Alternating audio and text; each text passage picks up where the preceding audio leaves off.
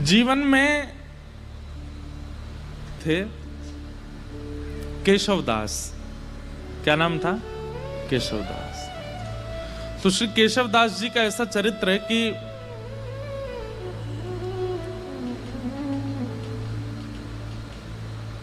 एक बार कहीं कथा में बैठे थे। वो कथा में वक्ता ने ऐसी बात कही कि जीवन में कमाई कहां लगाई जाए तो सार्थक मानी जाती है। आप अगर परिवार में लगाया, घर में लगाया, पत्नी बच्चे परिवार सब में, देखो थोड़ा थोड़ा तो सब जगह लगाना ही पड़ता है, लेकिन फिर भी उसकी सार्थकता कब है? हमारे द्वारा कमाया गया धन वो ऐसी कौन सी जगह लगाया जाए कि उससे सार्थक माना जाए, ठाकुर जी प्रसन्नता मानी जाए। वक्ता बोले कि अगर वो संतों की सेवा में लगा दिया जाए तो जितना अंश संत सेवा में लगता है उससे ठाकुर जी बड़े प्रसन्न होते हैं, वो सार्थक माना जाता है, वो पुण्य माना जाता है। आपकी कमाई करना भी सार्थक हो जाता है अगर संत सेवा बन रही है तो। बहुत ध्यान से सुनना। तो केशवदास जी ने ये बात सुनी कि भैया संत सेवा करनी चाहिए, उसमें जो धन लगता है वही सार्थक माना जाता है। अपनी पत्नी से कह दिया, देवी देखो हम जो भी कमाते हैं ना उसका जो भी अंश ठाकुर जी कृपा करेंगे हम संत सेवा में उसको प्रस्तुत करेंगे, तुम राजी हो? पत्नी बोली हाँ हम राजी हैं। बंधुओं, भगवान की बहुत बड़ी कृपा मानिएगा कि आपका कोई संबंधी, कोई सगा ऐसा है जो भगवत सेवा करने में आपकी सहायता करता है। उस मित्र को कभी मत छोड़िएगा जो कथा में लेके आता हो।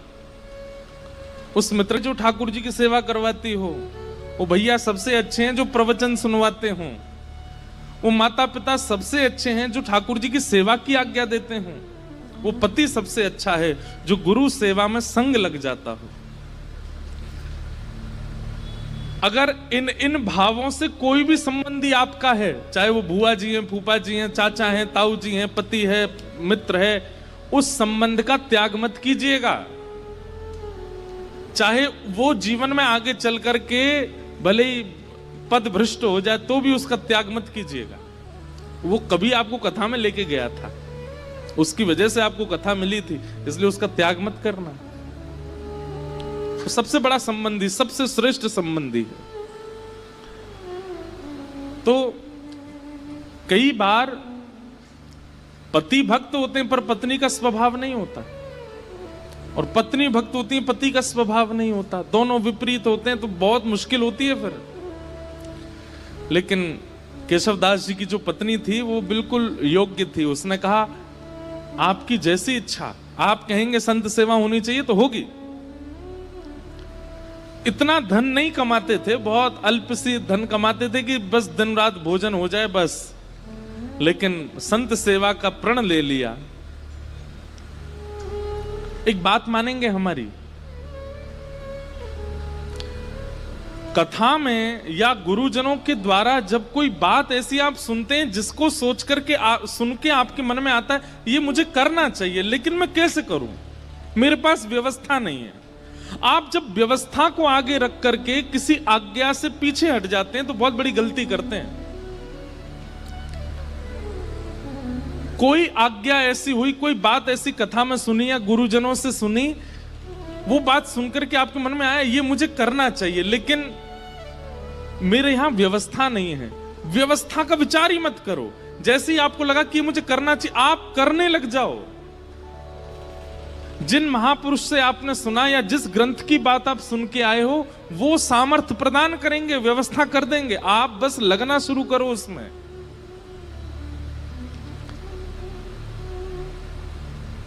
छोटा सा बच्चा स्कूल जाता है और किताब के अक्षरों को देख करके रोने लग गया। क्यों? वे क्या कीड़े मकोड़े से हैं, मुझे तो पढ़ ही नहीं जा रहे ये। मैं कैसे अपने पिता की तरह बनूंगा, मैं कैसे अपने चाचा की तरह बनूंगा, ये तो मुझसे पढ़ने में ही नहीं आ रहे। अरे भाई प्रयास तो कर, तो प्रयास करेगा तो धीरे धीरे समझ में आने लगेंगे। हम लोग हिंदू हैं, अगर अभी हिंदी अक्षर के 1 2 3 4 5 6 प्रकट कर दिए जाएं तो हमसे पढ़े नहीं जाएंगे, वो अक्षर भी हमें समझ में आने वाले नहीं है।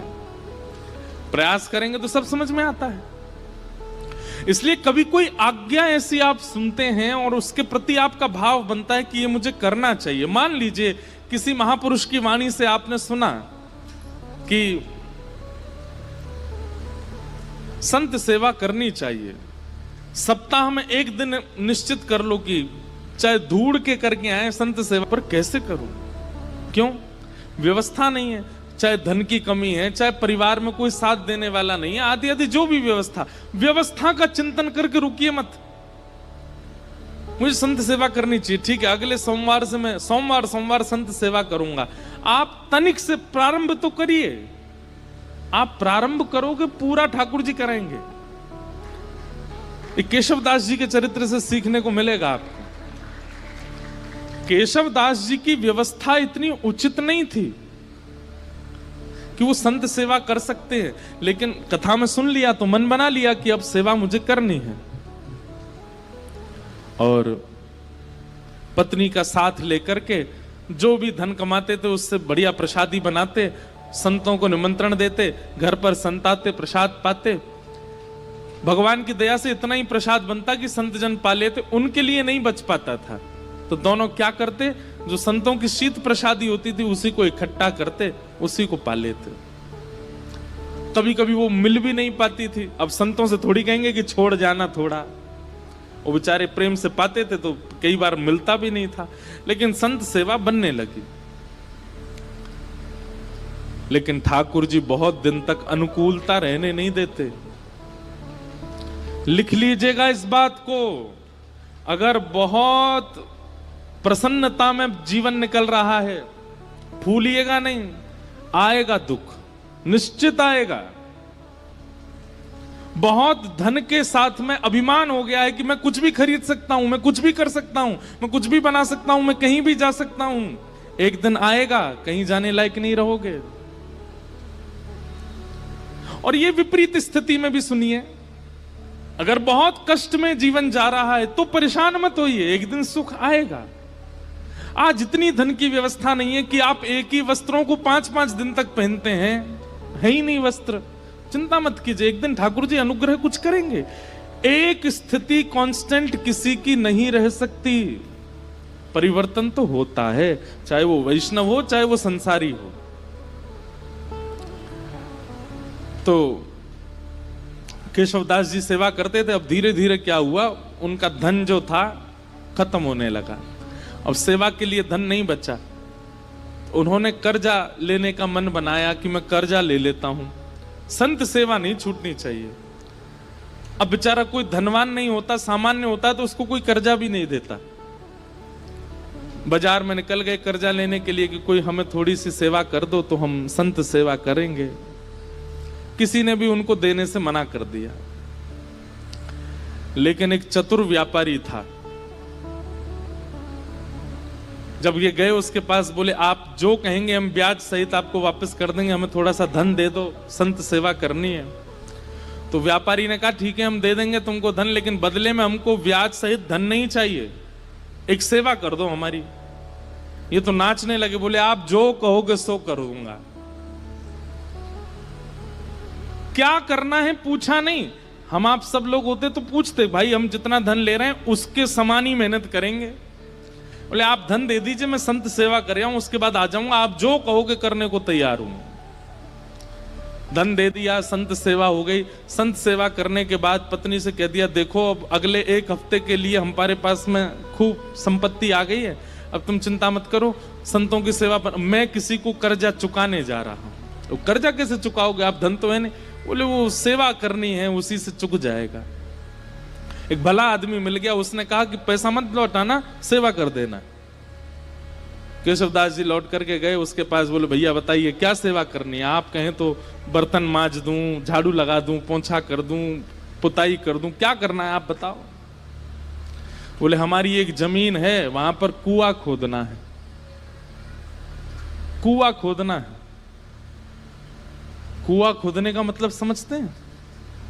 कितनी गहराई में जाना पड़ेगा, जब तक जल ना आ जाए तब तक खोदते रहो, और जब वो जल निकलना प्रारंभ हो जाए उसके बाद भी कितने फीट अंदर तक खोदना पड़ेगा, फिर चिनाई करनी पड़ेगी, कुएं में पूरा उसको आकृति देनी पड़ेगी, फिर बहुत दिन तक जल खींचना पड़ेगा, सारा मतमैला जल निकल के जब बिल्कुल स्वच्छ जल आ जाएगा तब कुएं का निर्माण होगा। इतना तो धन भी नहीं लिया था उन्होंने जितना उनको सेवा दे दी, लेकिन प्रसन्न हो गए। जो आ गया, कहां जाना है बताइए। एक बार भी ये नहीं कहा कि आप ऐसी सेवा कैसे करा सकते हैं। पहुंच गए फावड़ा लेकर के और लगे, जैसे करते निकालते फेंकते करते मिट्टी, तो वो एक गति जैसी बन गई थी। फावड़े चलने की आवाज, मिट्टी भरने की आवाज, फिर उसको दूर फेंकने, उसकी जो वो धुन बन गई थी उसमें इतना उनको सुख मिलने लगा था कि वो राम राम जपते हुए ये करते थे। और उन्होंने नियम लिया कि ये मैं अपनी संत सेवा चुका रहा हूं, किसी से लिए थे मैंने धन संत सेवा, वो चुका रहा हूं।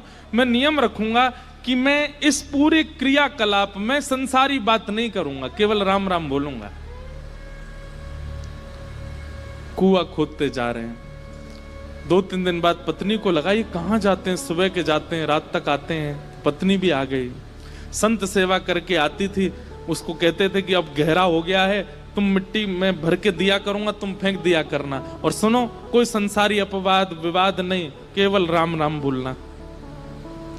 उनका तो अच्छा भजन हो गया। बोले कि इतने प्रसन्न रहने लगे केशवदास जी, बोले भजन भी हो रहा है और मेरे पैसे भी चुक रहे हैं। वो व्यापारी बड़ा खुश कि हमारा तो इतना पैसा भी नहीं लगा जितना बड़ा काम हो रहा है। करते जा रहे हैं, पर कई बार बंधुओं भक्तों को अपना यश खुद नहीं बनाना पड़ता, ठाकुर जी उनका यश बनाते हैं। और कई बार यश दिलाने से पहले ठाकुर जी बहुत तगड़ी ठोकर देते हैं। कुएं में पानी का स्रोत आने लगा था, पानी नीचे से आने लगा था। बड़े प्रसन्न हो गए थे केशवदास जी कि अब जल आ गया है, वो जिन्होंने मुझे धन दिया उनकी सेवा पूरी हो रही है। लेकिन तभी जोर की हवा चली और बगल के मिट्टी जो गहराई में चले गए थे, तो वो मिट्टी थोड़ी सी ढीली हो गई और वो पूरी नीचे आ गई, और जितना कुआं भरा था सब दोबारा भर गया और केशवदास जी अंदर ही दब गए उसमें। पत्नी दौड़ी दौड़ी इधर उधर भागी, अरे कोई बचाओ, मेरे पतिदेव अंदर गिर गए हैं, कोई बचा के लाओ। कोई धनवान मानी व्यक्ति होता तो लोग प्रयास भी करते, अब केशवदास जी बेचारे सामान्य व्यक्ति, किसी ने मदद नहीं की। सब सोचने लगे कितना गहरा, तुम्हारे पति को 1 महीना लगा इतना अंदर जाने में, हम इतने भीतर तक मिट्टी कैसे निकालेंगे बाहर। कुछ लोगों ने सोचा, बोले भाई अकेला निर्वन कैसे करेंगे, कुछ पैसा वैसा देके इनको शांत कर दो, और कुछ धन धान्य दे करके उनको, बेचारी वो भी कहां तक किसके पास जाती हैं। लेकिन रोज ठाकुर जी से प्रार्थना करती, मेरे पति ने कभी कोई गलत क्रिया नहीं की, आपके नाम का आश्रय लिया, संत सेवा की, नाथ आप ऐसा अनहित नहीं कर सकते उनके साथ।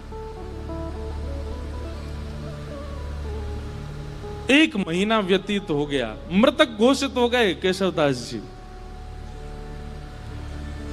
1 महीना बाद जहां वो कुआं खोदा जा रहा था, अब तो वहां पे कुआं खोदने का कोई प्रश्न नहीं उठता था। लोगों ने कहा कि इसमें तो आदमी मर गया, भीतर अब कुआं मत खोदना है यहां पे।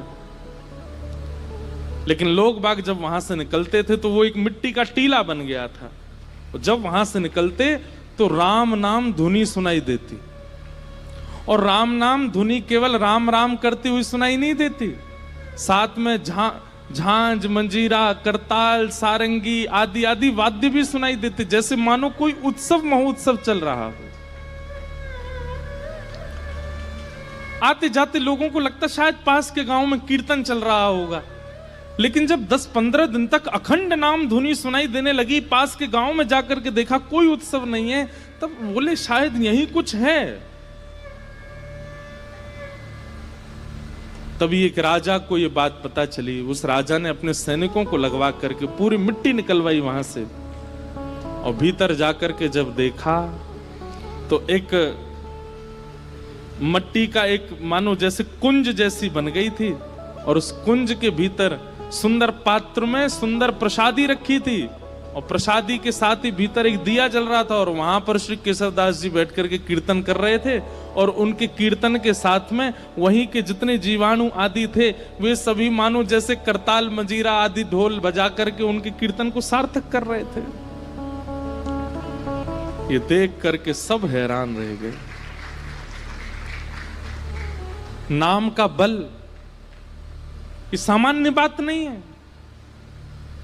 नाम का आश्रय लेने वाला व्यक्ति कैसी भी परिस्थिति में हो, नाम सब सुलभ कराने की सामर्थ्य रखता है। ठाकुर जी के नाम में इतना बल है। हमारे गोवर्धन में एक बाबा गए, गुरु दीक्षा लेने के बाद अपने गुरु जी से कहा, आप जो आज्ञा देंगे मैं उसको पूरी करूंगा, आप बस आज्ञा दीजिए। गुरु जी ने भी ऐसी आज्ञा दी जो बाबा कर ही नहीं सकते थे। क्या? कि जितने भी संस्कृत साहित्य ग्रंथ हैं हमारे संप्रदाय के, सबका अध्ययन करके सबको कंठस्थ करो। बाबा बोले, मैं तो अंगूठा टेक, मुझ पर संस्कृत कहां आती है। गुरु जी बोले, हम एक ही बार आज्ञा देते हैं, हमने जो आज्ञा देनी थी वो दे दी। बाबा इतने रोने लगे, गिरिराज जी की तलेटी में रोते, हे किशोरी जी, हे श्यामाजू, मैं तो अनपढ़ गंवार हूं, और गुरुजी ने आज्ञा की कि सारे संस्कृत साहित्य हमारे संप्रदाय के सबको कंठस्थ करो। कैसे करूंगा मैं? मुझे तो पढ़ना ही नहीं आता। मुझे तो केवल आपका नाम आता है, मैं तो केवल राधा राधा करना जानता हूं और कुछ नहीं आता मुझसे। इसी चिंता में रोने लगे, राधा राधा पुकारते पुकारते रोते थे कि मुझ पर तो कुछ भी नहीं आता, मैं अपनी गुरु इच्छा गुरु आज्ञा को कैसे पूरी करूं। 4-5 दिन तक तो रुदन किया, 5वें दिन मानसी गंगा में डूब करके प्राण त्यागने को तैयार हो गए। बोले, अब मैं प्राण त्याग दूंगा, अब जीवित रहने का मेरा कोई, मैं गुरु इच्छा पूरी नहीं कर पा रहा, गुरु आज्ञा पूरी नहीं कर पा रहा, और मेरी उम्र अब 50 की हो चुकी है, अब मैं कहां से पढ़ना सीखूं, कैसे याद करूं। मानसी गंगा में जैसे ही अपने प्राण त्यागने के लिए कूद ही रहे थे, तभी किशोरी जी प्रकट हो गई, और किशोरी जी प्रकट होकर के बोली, क्यों अपने प्राण त्याग रहे हो? बोले कि हे स्वामिनी जी, मेरे गुरु ने आज्ञा की, मेरा सौभाग्य कि आपके मुझे दर्शन हो गए, पर मेरे गुरु ने मुझे आज्ञा की कि सारे संस्कृत साहित्य याद करो। कैसे करूं? मैंने तो पढ़ा लिखा ही नहीं हूं। किशोरी जी ने कहा, अपनी जीभ बाहर निकालो, और बाबा ने अपनी जीभ बाहर निकाली। श्यामाजू ने वो जीभ पकड़ करके और एक सीख से उस पर कृष्ण लिख दिया, और कृष्ण लिख करके कहा, अब जाओ। तुमने जीवन भर नाम गाया है मेरा, और उससे श्री कृष्ण प्रसन्न हुए हैं। श्री किशोरी जी का नाम गाने से किशोरी जी प्रसन्न नहीं होती हैं, ठाकुर जी प्रसन्न होते हैं, और ठाकुर जी का नाम गाने से किशोरी जी प्रसन्न होती हैं। बोले, आपने जीवन भर मेरा नाम गाया और कुछ आपको नहीं आता है, इसलिए ठाकुर जी बड़े प्रसन्न है, और उन्होंने प्रसन्न होकर के कहा है कि मेरी जितनी सिद्धियां उनमें एक विद्या सिद्धि है, वो विद्या सिद्धि आप इसको दे आओ। श्री जी अब जाओ, अब तुम्हें पढ़ने की भी आवश्यकता नहीं है, तुम बस गुरु जी जो प्रश्न करें सबका उत्तर देते जाना, सारा साहित्य तुम्हारी जिह्वा पर विराजमान हो गया। जैसे ही गए, गुरु जी ने कहा कि पढ़ाए? बोले, हाँ, 5 दिन पहले तो हमने आज्ञा दी, बड़ी जल्दी पढ़ाए। बोले, गुरु जी आप आज्ञा करें, कौन सा साहित्य, कौन सा ग्रंथ सुनाऊं? गुरु जी ने ग्रंथ का नाम बोला तो बैठ करके पूरा ग्रंथ सुना दिया। बोले, कैसे प्रकट हुआ? बोले, केवल नाम का आश्रय, श्री जी के नाम की कृपा हुई है, मैं पढ़ा लिखा नहीं हूं। श्री जी ने कृपा करके अपने नाम की कृपा से मुझे ये सब प्रदान कर दिया। इसका मतलब ये नहीं है किसी के पेपर हो तो रात भर राधे राधे बोलता रहे, हे किशोरी जी कल मेरा एग्जाम अच्छा हो जाए। लंबे समय तक नाम का आश्रय लीजिए, और उस नाम का आश्रय किसी कार्य की सिद्धि के भाव से मत लीजिए, बस नाम का आश्रय लीजिए, कार्य सब अपने आप ठीक हो जाएंगे। सत्यम परम धीमहि, परम सत्य भगवान का नाम है, उसे हम बारंबार प्रणाम करते हैं।